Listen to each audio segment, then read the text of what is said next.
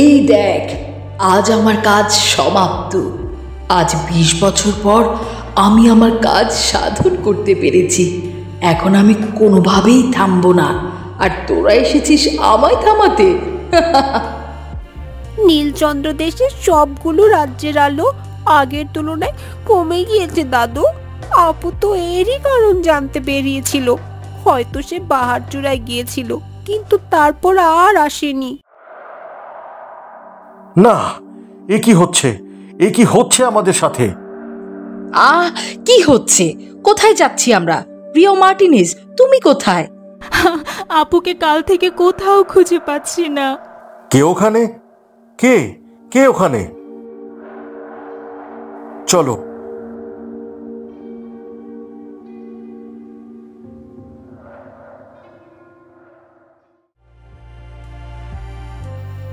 গুহার ভেতরটা অন্ধকার, আর সাথে সাথে পাথরের দেয়াল থেকে ফোঁটা ফোঁটা জল পড়ছে, যা এক অদ্ভুত শব্দ তৈরি করছে।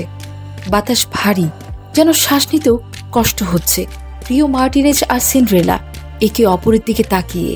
তাদের সামনে দাঁড়িয়ে আছে এক কালো ছায়ামূর্তি। তার লাল চোখ দুটো অন্ধকারে জ্বলছে, যেন নরকের আগুন। ছায়ামূর্তির উপস্থিতি অদ্ভুত ও রহস্যময়। এখন থেকে আগামী পূর্ণিমা পর্যন্ত তোমরা এখানেই থাকবে। এই গুহা তোমাদের নতুন আশ্রয়। আমাদের বেরোতে দাও। না, এখানে তোমরা নিরাপদ থাকবে, কিন্তু বাইরে যাওয়ার কোনো সুযোগ পাবে না। এই গুহা তোমাদের জন্য এক অদৃশ্য কারাগার, যার দেয়াল থেকে মুক্তি পাওয়া অসম্ভব।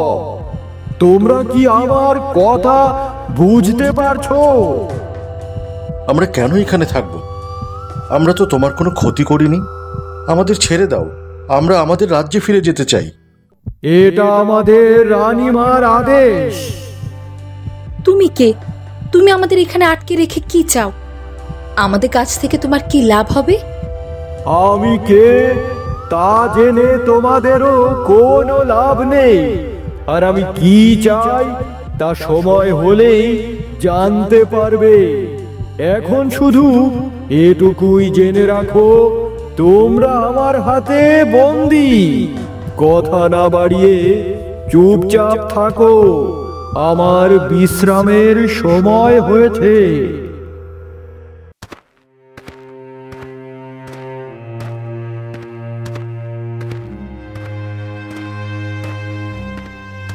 আমার পুত্র রিও কোথায়? তোমরা তাকে খুঁজে বের করতে পারছো না কেন? আমার রাজ্য বিপদে, তাকে ছাড়া আমি এক মুহূর্ত শান্তি পাচ্ছি না। তোমরা কি করছো? মহারাজ, আমরা সব জায়গায় খুঁজেছি, কিন্তু রাজকুমারকে কোথাও খুঁজে পাইনি। তিনি যেন হাওয়ায় মিলিয়ে গেছেন। হ্যাঁ মহারাজ, আমরা পাহাড়, জঙ্গল, নদী সব জায়গায় খুঁজেছি, কিন্তু কোনো চিহ্ন পাইনি। এটা কিভাবে সম্ভব? আমার পুত্র অদৃশ্য হয়ে যাবে। তোমরা সবাই যাও, তাকে খুঁজে বের করো। প্রতিটা কোণ, প্রতিটা গ্রাম, প্রতিটা পাহাড় খুঁজে দেখবে। আমার রাজ্য বিপদে, আমার পুত্রকে ছাড়া আমি অসহায়। যে করেই হোক রাজকুমার রিও মার্টিনেজের খোঁজ আমি চাই। মেঘেরা মাথা উঁচু করে রাজার আদেশ মেনে নিল। তারা একে একে রাজপ্রাসাদ থেকে বেরিয়ে যেতে শুরু করলো। তাদের গতি ছিল দ্রুত, যেন তারা রাজার আদেশ পালন করতে মরিয়া হয়ে উঠেছে। তাদের প্রতিটি ডানা যেন বাতাসের সাথে তাল মিলিয়ে উঠছিল। হঠাৎ একটা মেঘ এগিয়ে এসে রাজার সামনে দাঁড়ালো। মহারাজ, এক অদ্ভুত ঘটনা ঘটেছে। উত্তর পাশের এক বজ্র সেদিন রাজকুমার রিও মার্টিনেজকে পাশের রাজ্যের রানী সিন্ড্রেলার সঙ্গে দেখেছিল। তারা পাহাড়ের দিকে যাচ্ছিল। তারা দুজন একসাথে ছিল, যেন তারা কোনো গোপন অভিযানে বেরিয়েছে। সিন্ডারেলা? সে কি নিশ্চিত আমার পুত্র সিন্ডারেলার সাথে ছিল? হ্যাঁ মহারাজ, সে নিজের চোখে দেখেছে। তারা পাহাড়ের দিকে যাচ্ছিল। সিন্ডারেলা? ওরা আমাদের শত্রু। নিশ্চয় ওরা আমার ছেলেকে আটকে রেখেছে। আমি ওদের ছাড়বো না। ওরা আমার রাজ্যের শান্তি নষ্ট করতে চায়। আমি ওদের ধ্বংস করব। ওদের কোনো ক্ষমা নেই। ওদের অস্তিত্ব আমি মুছে দেব। সবাইকে প্রস্তুত করো, আজই এখনই আমরা সেখানে যাব। সিন্ডারেলা, ও ঘুমিয়ে পড়েছে মনে হয়। এটাই আমাদের পালানোর সুযোগ। আমাদেরকে দ্রুত কিছু একটা করতে হবে, নইলে আমরা চিরতরে এখানে আটকা পড়ে যাব। কিন্তু কিভাবে? গুহার মুখ তো বন্ধ, আমাদের শক্তি এখানে কাজ করছে না। আমাদের কি করা উচিত? আমাদের এই গুহার চারপাশে খুঁজতে হবে। হয়তো কোথাও কোনো গোপন পথ আছে, অথবা কোনো ফাটল, কিংবা কোনো একটা দুর্বল জায়গা তো অবশ্যই রয়েছে। ঠিক বলেছ, চলো প্রতিটি কোণ, প্রতিটি পাথর খুঁটিয়ে দেখব। আমাদের এখান থেকে বের হতেই হবে। ছায়া মূর্তিটার দিকে তাকিয়ে দেখল সে গভীর ঘুমে আচ্ছন্ন। তার কালো শরীর পাথরের সাথে মিশে আছে। রিও মার্টিনেজ আর সিন্ডারেলা চারপাশে খুঁজতে শুরু করলো। গুহার দেয়ালগুলো এবড়ো থেবড়ো পাথরে ভরা। প্রতিটি পাথর যেন হাজার বছরের পুরানো রহস্য লুকিয়ে রেখেছে। তারা প্রতিটি কোণ, প্রতিটি ফাটল খুঁটিয়ে দেখল, যদি কোনো গোপন পথ বা দুর্বল জায়গা খুঁজে পাওয়া যায়। তাদের মনে ছিল এক অদম্য ইচ্ছা, যে কোনো মূল্যে এখান থেকে বেরিয়ে আসার ইচ্ছা, নিজেদের রাজ্যকে বাঁচানোর ইচ্ছা। হঠাৎ সিন্ডারেলার চোখে পড়ল একটা পাথর। পাথরটা গুহার অন্য সব পাথরের থেকে আলাদা ছিল। প্রিয় মার্টিনেজ, ওই পাথরটা দেখো তো, ওটা অন্য কুলের মতো নয়। হ্যাঁ সিন্ডারেলা, আমিও খেয়াল করেছি। চলো কাছে গিয়ে দেখি।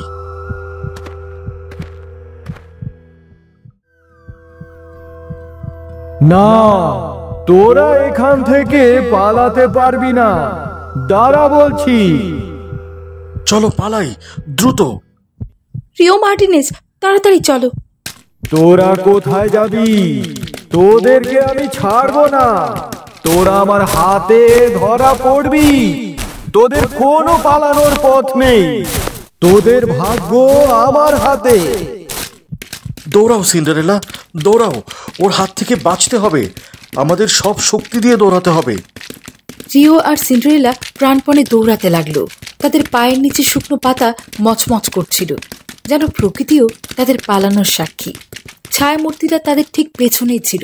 তার লম্বা হাতগুলো তাদের দিকে বাড়ানো, যেন সে তাদের এক্ষুনি ধরে ফেলবে। তার প্রতিটি নখ যেন তাদের দিকে তাক করা। তার প্রতিটি পদক্ষেপ যেন মাটিকে কাঁপিয়ে দিচ্ছিল। ও তো আমাদের পিছু ছাড়ছে না। আরেকটু সিন্ডারেলা, আমরা প্রায় পৌঁছে গিয়েছি। একটা ঘন জঙ্গল দেখা যাচ্ছে। আমরা ওখানে লুকিয়ে পড়তে পারবো। দৌড়াতে থাকো। আমাদের পালাতে হবে কোনোভাবেই। ওর হাত থেকে বাঁচতে হবে আমাদেরকে। আমাদের রাজ্য আমাদের জন্য অপেক্ষা করছে। তারা দৌড়াতে দৌড়াতে একটা ঘন জঙ্গলের মধ্যে প্রবেশ করলো। গাছপালাগুলো এত ঘন ছিল যে সূর্যের আলো সেখানে ঠিকমতো পৌঁছাতে পারছিল না। জঙ্গলটা ছিল অন্ধকার এবং রহস্যময়। তার প্রতিটি কোণ যেন এক অজানা বিপদ লুকিয়ে রেখেছিল। গাছের ডালপালা তাদের পথ আটকে দিচ্ছিল, কিন্তু তারা থামল না। তারা আশা করছিল যে জঙ্গলের অন্ধকার তাদের ছায়া মূর্তিটার হাত থেকে রক্ষা করবে। রিও ও সিন্ডারেলা একটা গাছের আড়ালে লুকিয়ে পড়ল। এবারের মতো বেঁচে গেছি। চলো তাড়াতাড়ি, এখান থেকে বেরোনোর রাস্তা খুঁজতে হবে আমাদের। আজ 2 দিন হয়ে গেল। আমাদের পরিবারের সবাই হয়তো দুশ্চিন্তা করছে।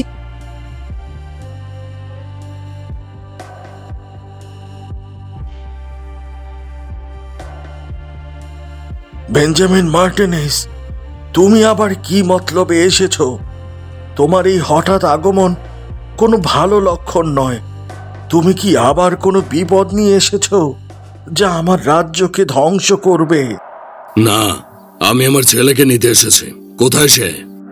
তোমার ছেলে? হ্যাঁ, দেখুন, আপনার ছেলে আমার জন্য মারা যায়নি। কেন আপনি নিজের ছেলের মৃত্যু আমার উপর চাপিয়ে দেন? সে তো আমারও বন্ধু ছিল। দেখো, এ অনেক আগের কথা, যা আমি ভুলেই গিয়েছি। তাহলে আমার ছেলে কোথায়? আমার ছেলেকে শেষবার আপনার নাতি সিন্ডারেলার সঙ্গে দেখা গিয়েছে। তারপর থেকে আর কোনো খোঁজ নেই। চাঁদের আলো কমে যাওয়ার রহস্য খুঁজতে গিয়েছিল সে। কি? তার মানে বেলাডোনা আবার? এ কি বলছেন আপনি? বেলাডোনা? না, তা হতে পারে না। আমি একবার আমার বন্ধুকে হারিয়েছি, এবার আমার ছেলেকে হারাতে চাই না। কোথায় সে? সিন্ডারেলা, ওই মেঘগুলোকে দেখো, ওরা কোথায় যাচ্ছে? ওরা একটা কুয়োর ভিতরে যাচ্ছে কেন? তবে কি ওটাই এখান থেকে বেরোনোর রাস্তা? আমাদের আর কোনো উপায় নেই রিও, ছায়া মূর্তিটা আমাদের পিছু ছাড়ছে না, আমাদের ঝুঁকি নিতেই হবে। হয়তো এইটাই আমাদের শেষ সুযোগ, চলো ভেতরে যাই।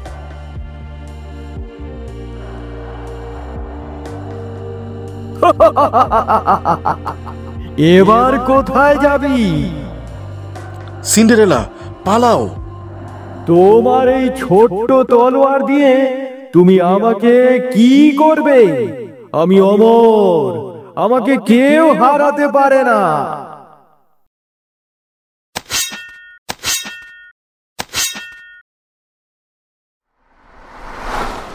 এ কি, ও তো আবার জীবিত হয়ে গেল। আমাদের পালাতে হবে।